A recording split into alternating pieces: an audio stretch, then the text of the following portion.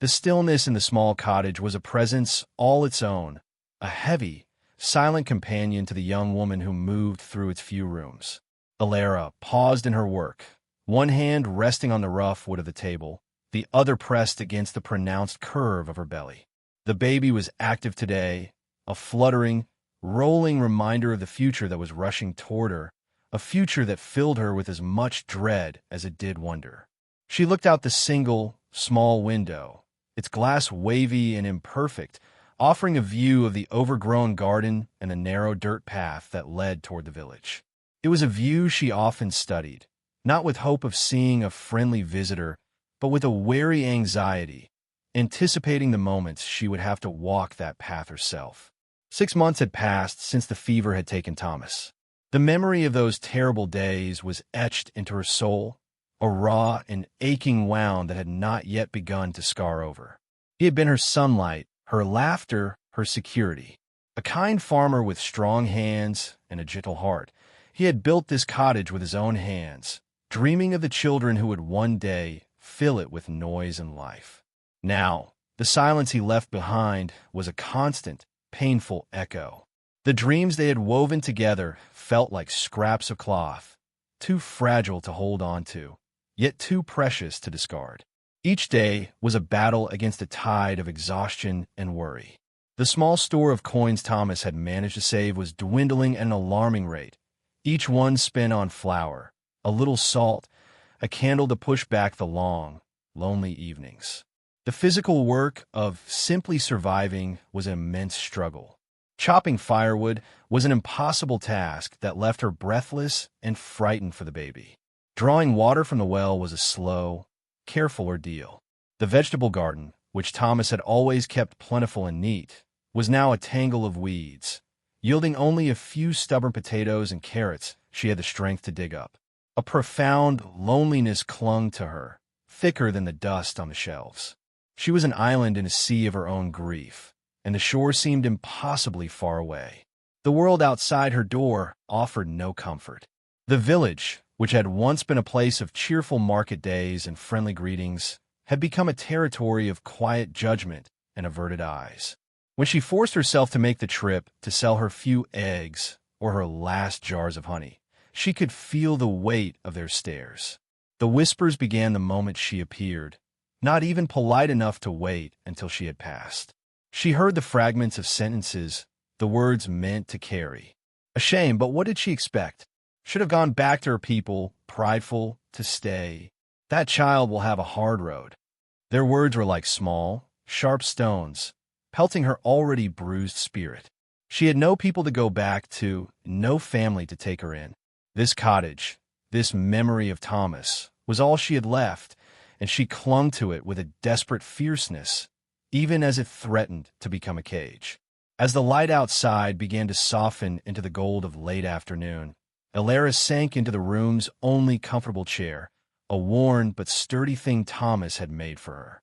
She felt the baby shift within her, a hard, prodding kick against her ribs. A single tear escaped and traced a clean path through the fine layer of dust on her cheek. She was terrified of the birth, a journey she was now destined to make alone. Terrified of how she would provide for a newborn when she could scarcely provide for herself. Terrified of the endless, stretching years ahead, filled with this same crushing solitude. She closed her eyes, and in the quiet of the fading day, she did the only thing she had left to do. She prayed.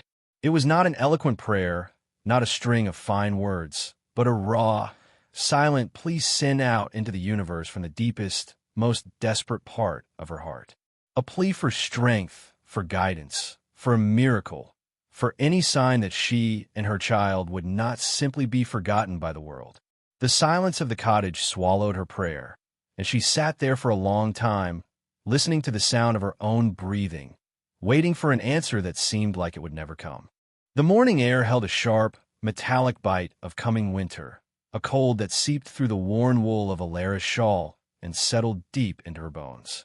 Today was market day, a journey she had been dreading for a week, a necessary ordeal that required every ounce of her dwindling courage.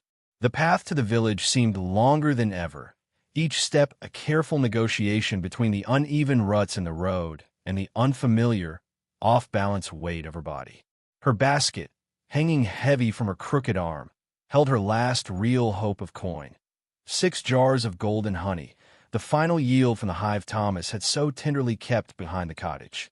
The bees had been his quiet friends, and now their work was all she had left to sell. Each jar represented a possibility, a sack of flour, a measure of oats, perhaps even a small length of soft flannel to swaddle the baby in.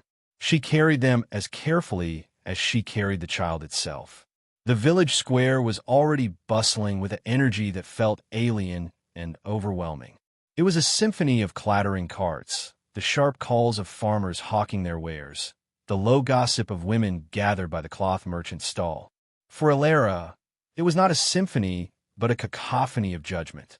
She found her usual spot, a small, shadowed space at the very edge of the square, away from the prime locations taken by the established vendors.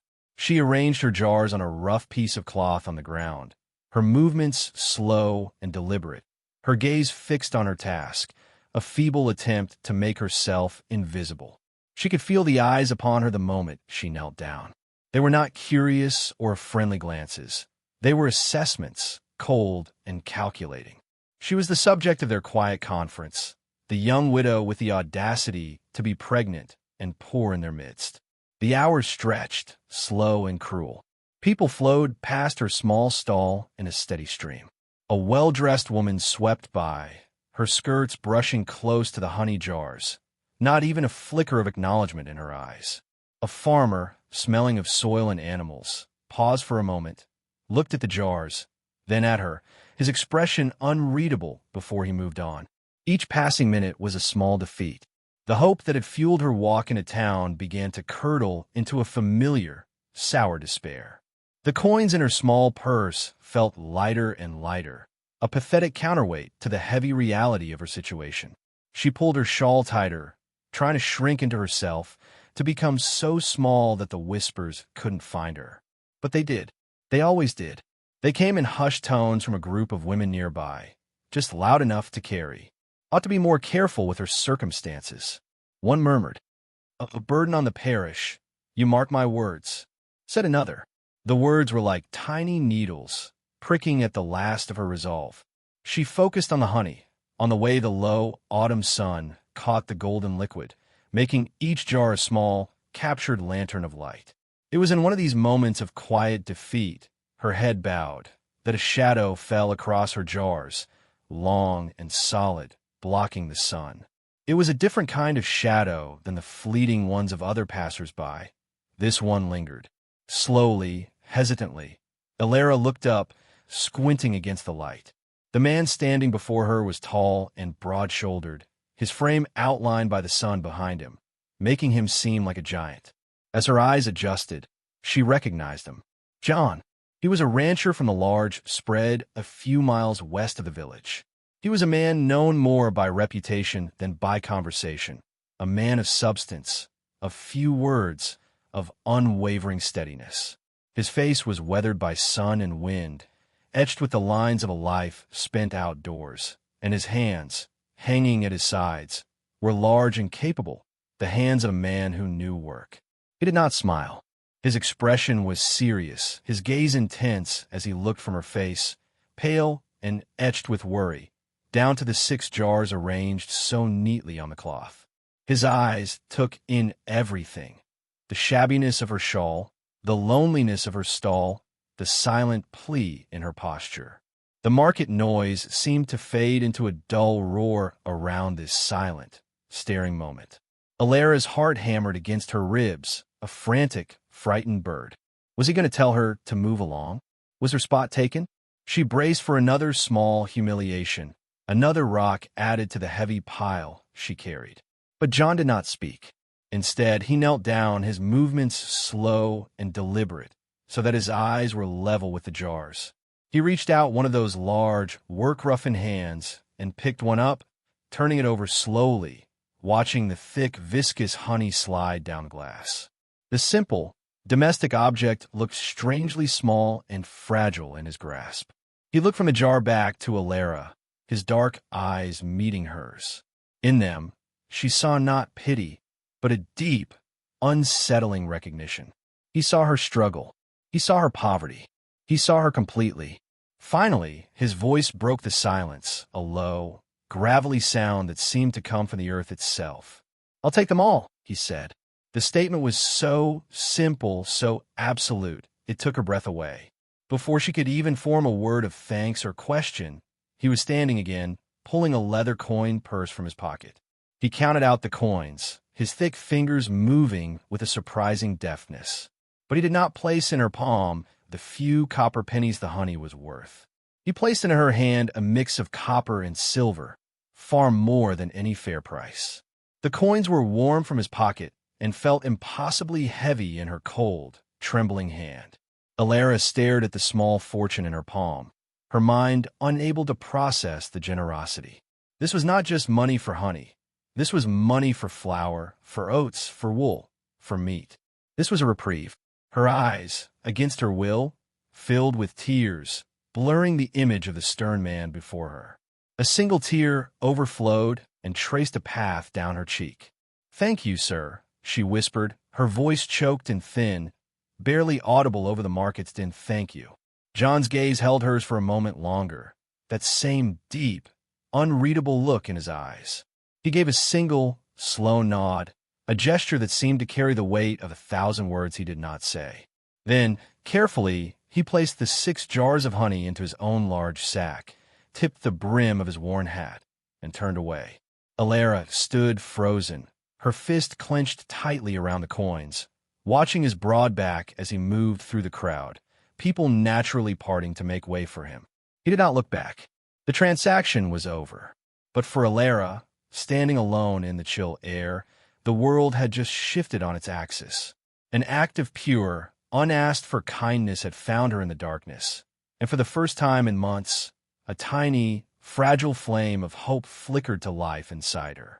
The days following the market began to fold into one another, each one much like the last, a slow and quiet procession of chores and solitude within the 4 walls of the cottage.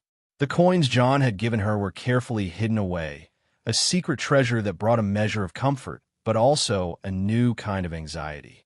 She spent them with a frugality that bordered on fear, each coin a tiny life raft she was reluctant to set adrift. She bought flour, a small sack of oats, and a precious piece of soap, the transactions in the village store conducted under the silent, watchful eye of the shopkeeper's wife, whose gaze seemed to question how a widow came by such coin. The memory of John's kindness was a warm ember in her heart, but she guarded it closely, a private thing she did not expect to be repeated. Men like John, she reasoned, were driven by a momentary Christian duty, a fleeting impulse of charity that was satisfied and forgotten. She was grateful, but she did not dare hope for more. A week had passed, and the weather had turned decidedly colder. A persistent wind had found every crack and crevice in the cottage's walls, whistling a lonely tune and driving icy fingers through the room. Elara was struggling to light a fire with the last of the damp, puny logs she had managed to gather from the wood's edge, her fingers numb and clumsy. The task felt monumental, a symbol of her entire failing struggle against the world. Just as a spark finally caught and began to lick feebly at the kindling, a sound cut through the wind's moan, a firm, solid knock on the cottage door. The sound was so foreign, so utterly unexpected, that she froze, her heart leaping in her throat. No one knocked. Children sometimes ran past, but they never stopped. The occasional village woman might call out from the path with some pointed, unhelpful advice, but they never approached the door. Fear, her constant companion, gripped her first. Had the shopkeeper talked? Had someone decided her unexpected coins were proof of something wicked? Slowly, hesitantly, she rose from the hearth, wiping her hands on her apron, and went to the door. She opened it just a crack, peering out into the gray afternoon. And there he was, John. He stood on her doorstep, larger than life, his broad shoulders seeming to block out the entire wind. He was not dressed for town.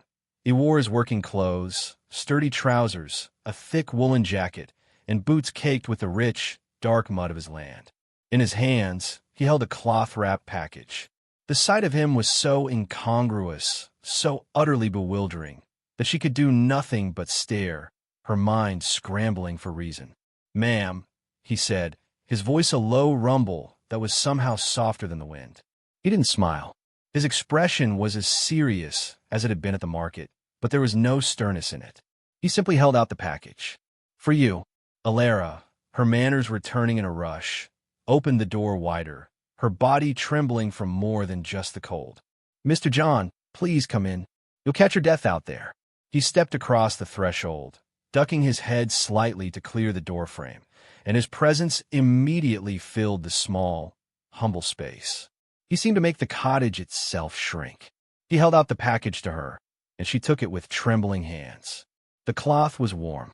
She unfolded it there, right in the middle of her floor, to reveal a loaf of bread, still warm from the oven, its crust golden and perfect, and a generous cut of roasted meat, the rich aroma filling the cold room and making her stomach clench with a hunger she had long grown used to ignoring.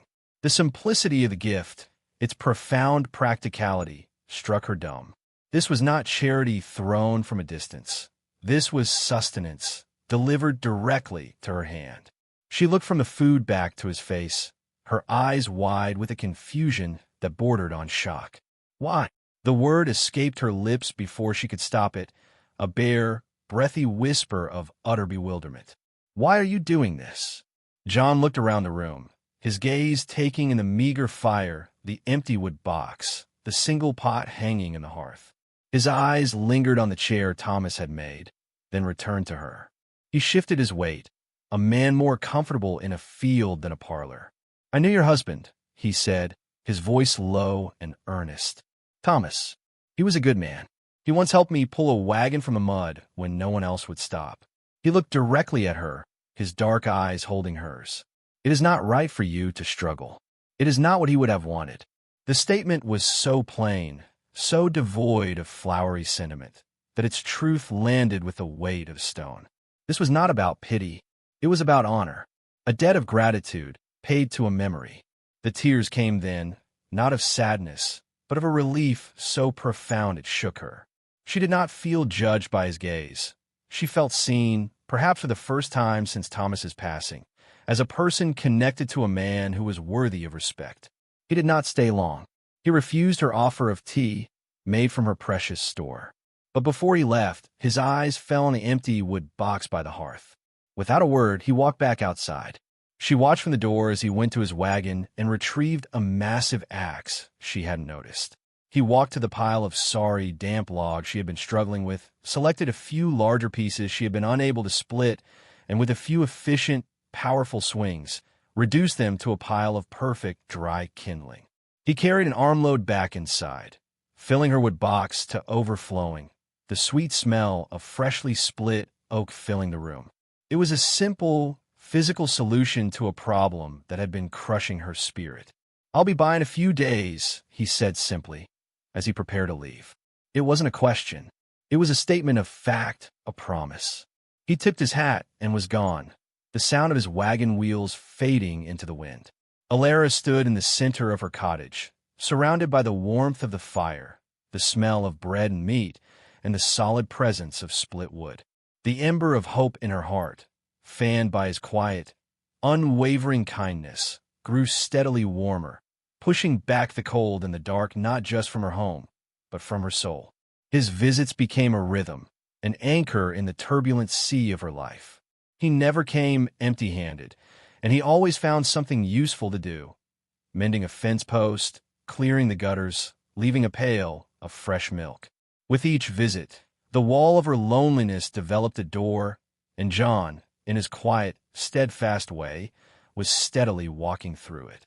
The rhythm of John's visits became the new heartbeat of Elara's life, a steady, reliable pulse in the otherwise silent and uncertain passage of her days. He came every fourth day, as regular as the sun, always in the afternoon when his morning chores on the ranch were complete. His arrival was never announced by cheerful calls or unnecessary noise. Instead, it was signaled by the solid crunch of his wagon wheels on the gravel path, the soft snort of his patient horse, and finally, that firm, familiar knock on the door. Elara found herself, despite her best efforts to remain detached, listening for these sounds, her work slowing as the hour of his usual arrival approached, a faint, unfamiliar sensation of anticipation stirring within her. On this particular day, a cold autumn rain fell in a steady, dreary drizzle, finding its way through the cottage's aging roof.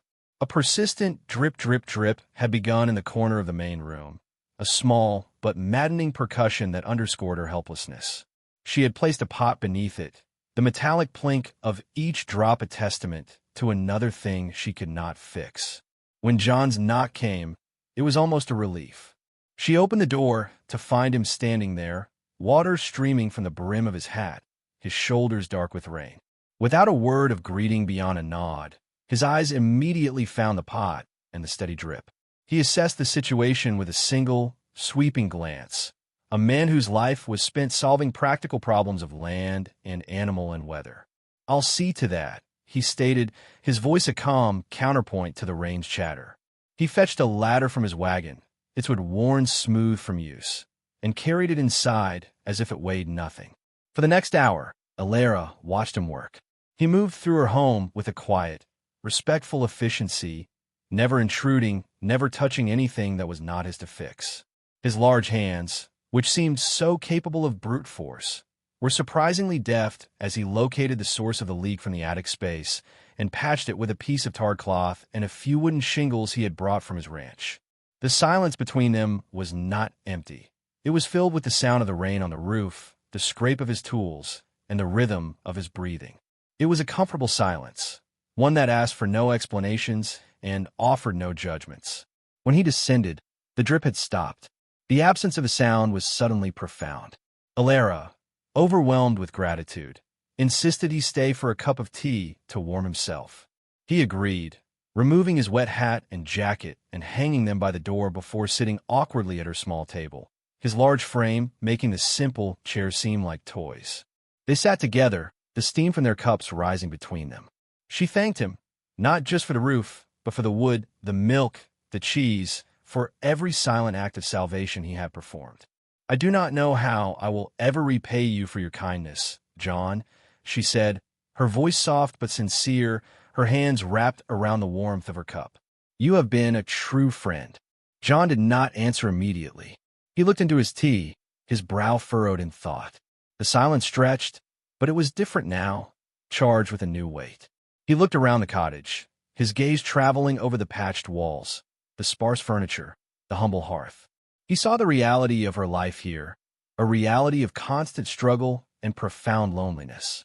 Finally, he lifted his eyes and looked directly at her, and the intensity in his dark gaze made her breath catch in her throat. "Elara," he began, and the use of her Christian name, spoken in his low, gravelly voice, was startling in its intimacy. He took a slow, deep breath, as if preparing for a physical task. "I have lived alone on my ranch for many years.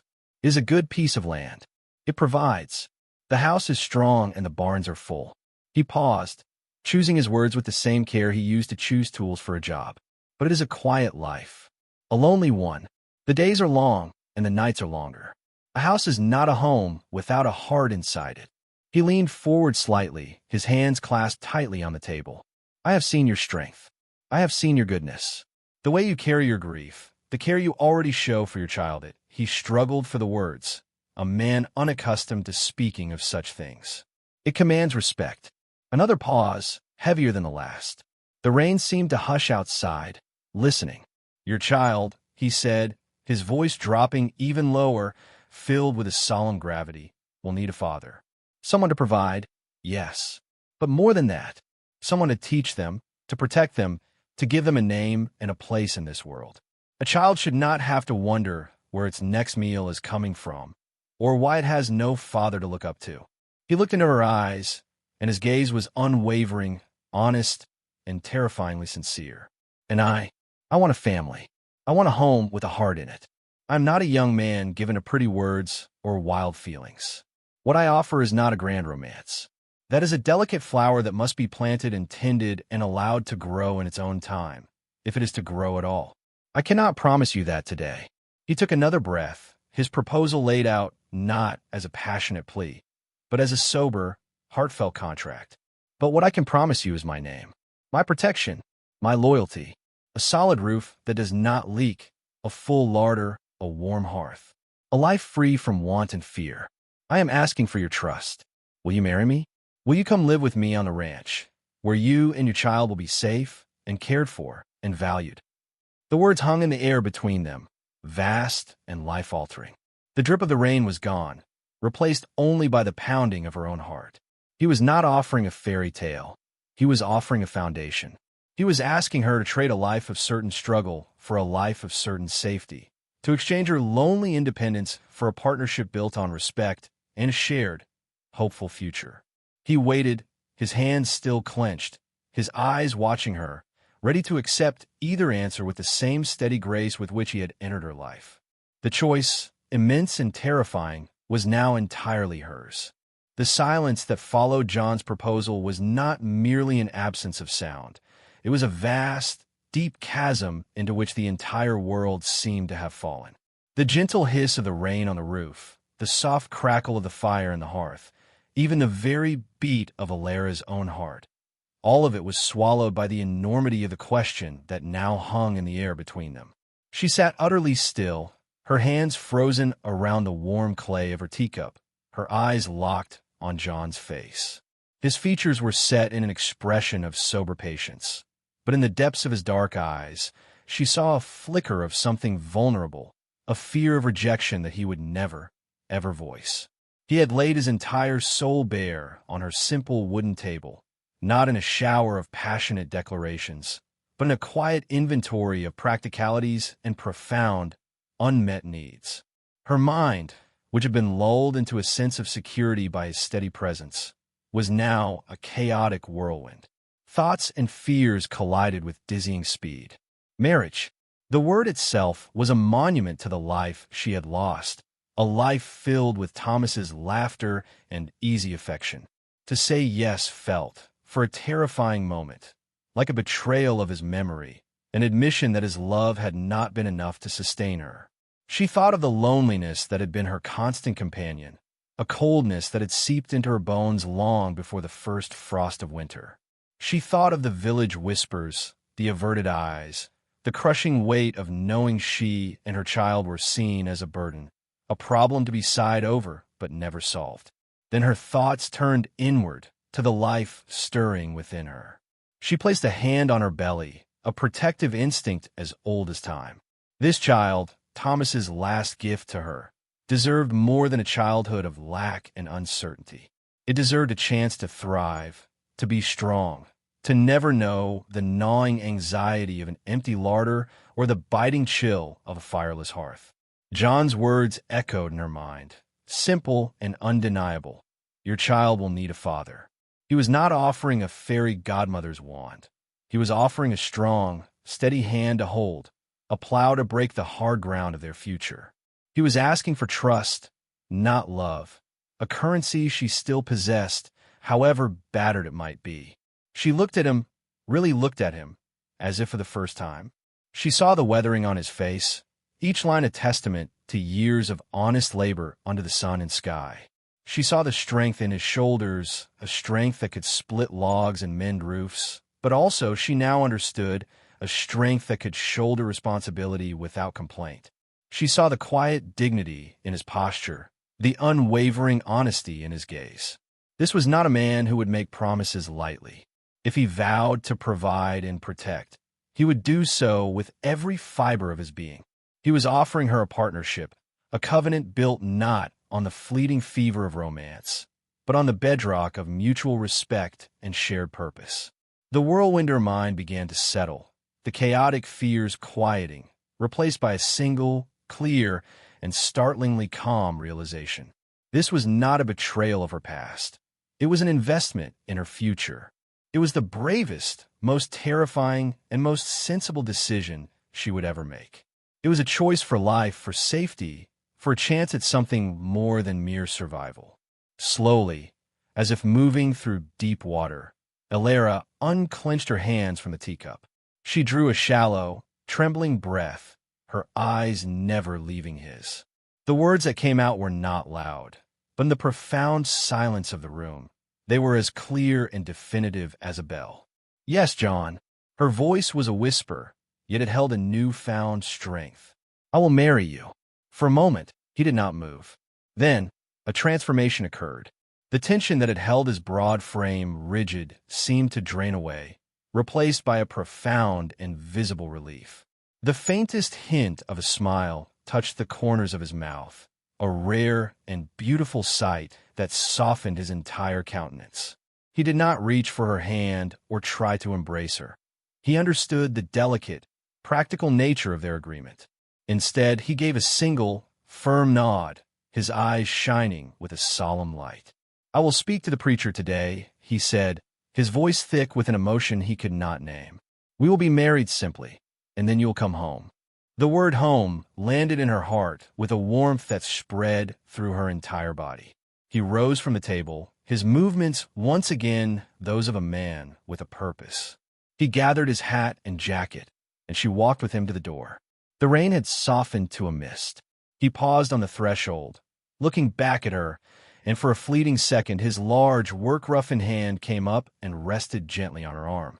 It was the first time he had ever touched her, and the gesture was so full of unspoken promise and respect that it stole her breath. I will care for you, Elara, he said, the word of vow. You and the child.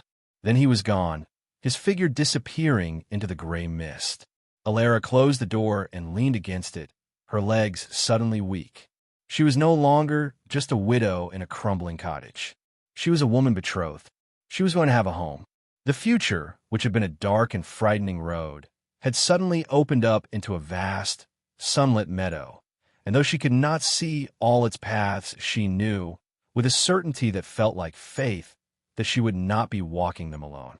The peace that settled over her was deeper and more profound than any she had known since Thomas's passing. It was the peace of a decision made, of a safe harbor finally reached after a long and stormy voyage. The days that followed John's proposal were a blur of quiet, purposeful activity, a stark and welcome contrast to the stagnant emptiness that had defined Elara's life for so long. The cottage, once a shell of grief and worry, was now filled with a new, tangible energy, the energy of preparation.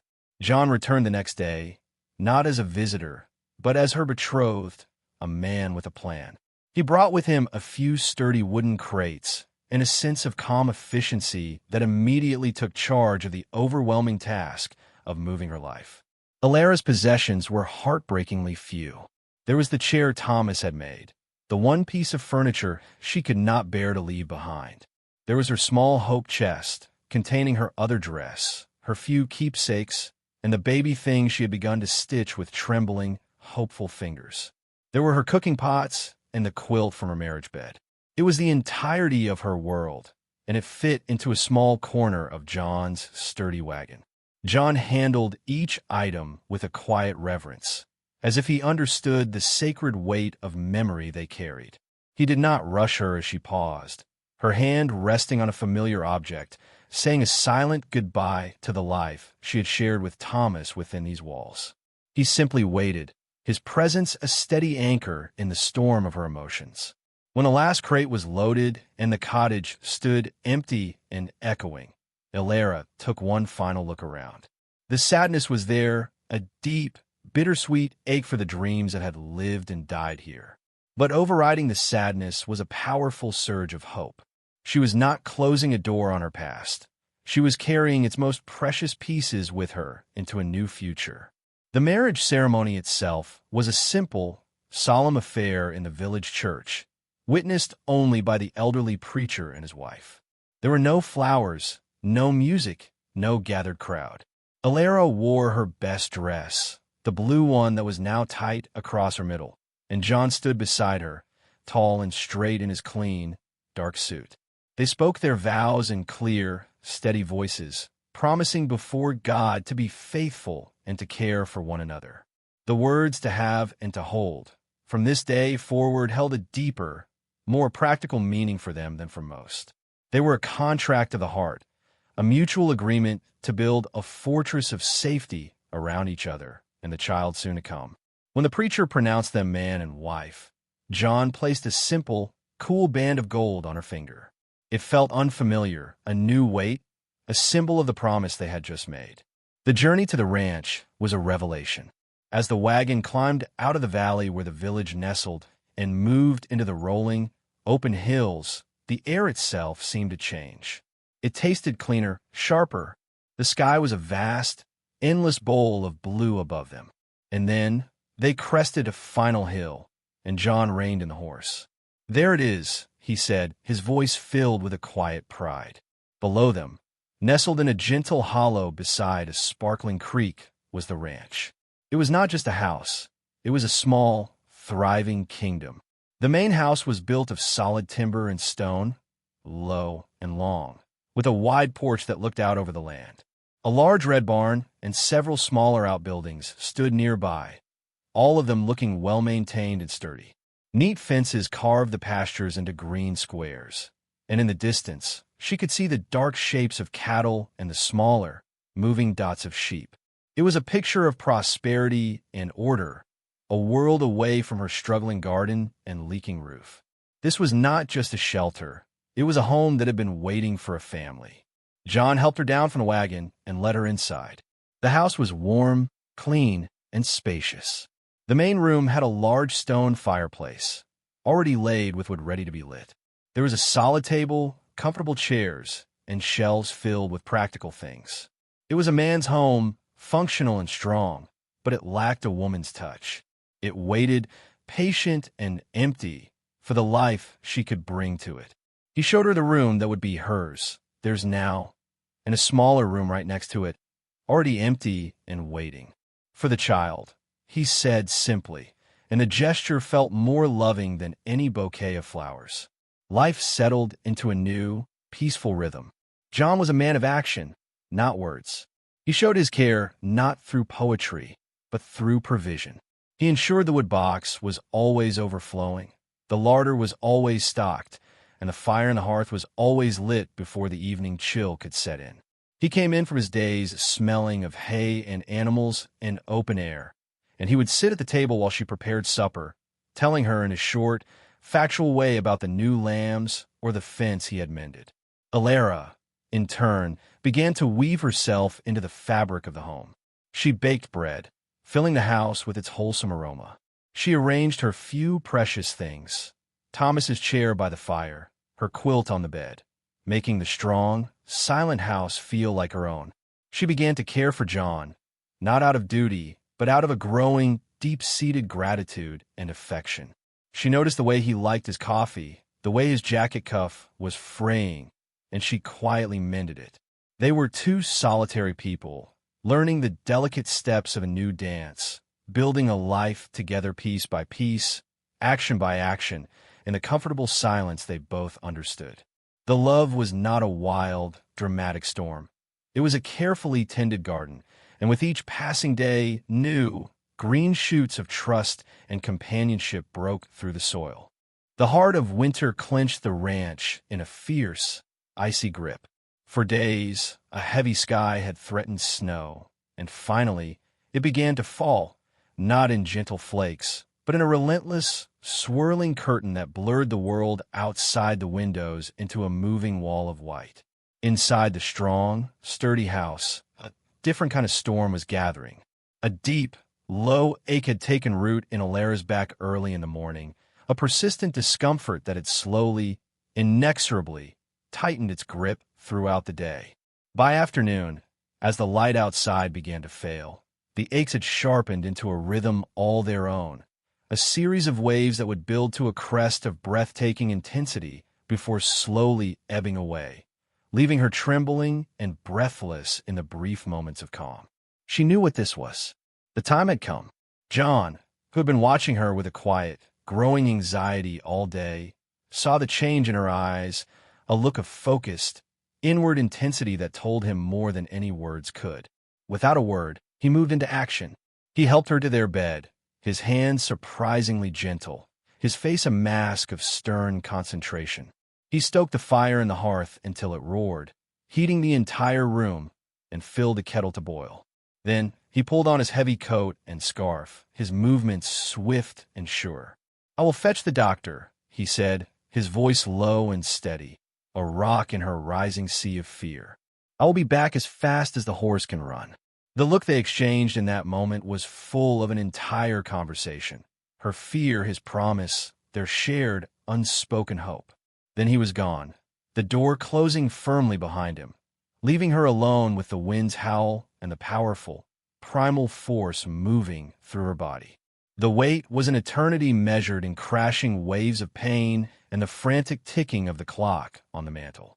Each time the wind rattled the window panes, Elara's heart would leap, hoping it was the sound of the wagon returning. Fear, cold and sharp, threatened to overwhelm her. She thought of the stories of women in the village, of things that could go wrong, of the vulnerability of her situation.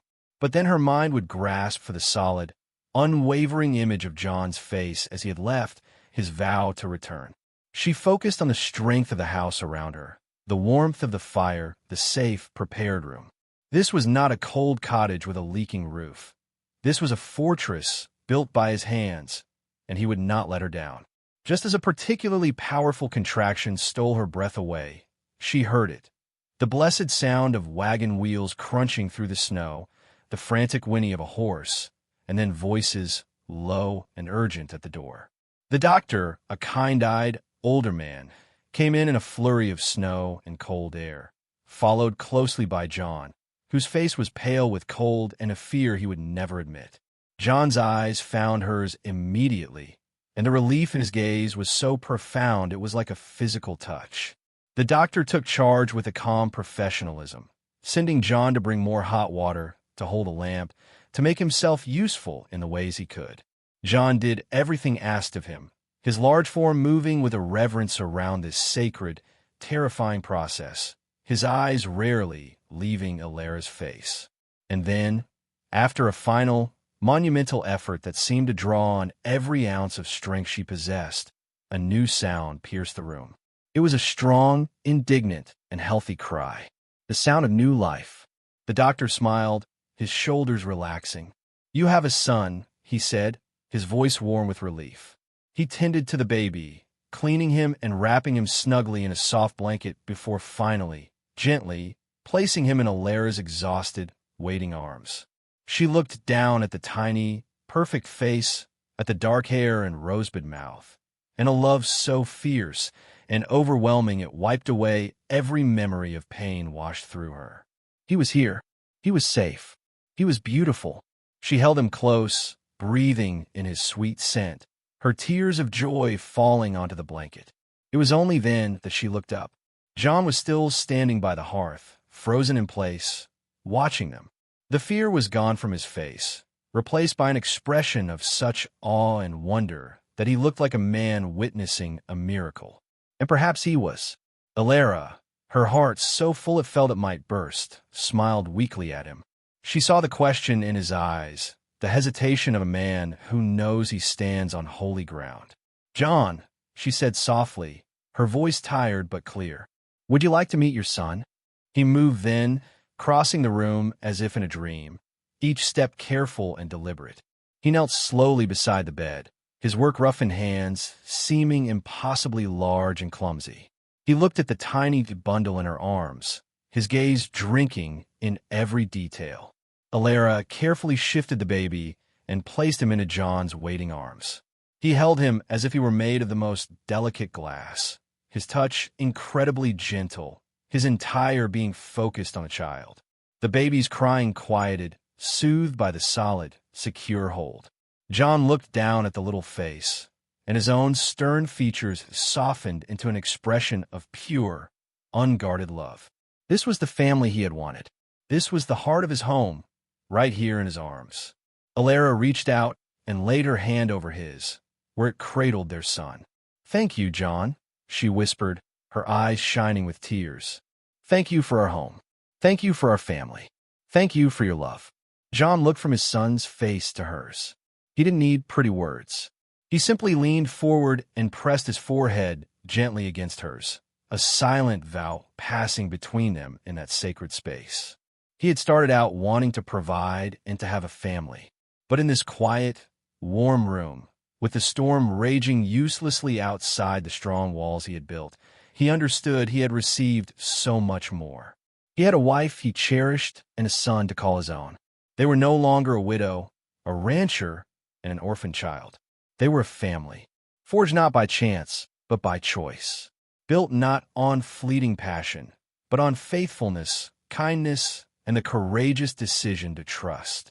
And that, they both knew, was the strongest foundation of all. If you enjoyed this story of hope and new beginnings, please like, subscribe, and share this channel to help other readers find their next favorite tale. Your support helps us continue to bring more heartfelt stories to life. Thank you for reading.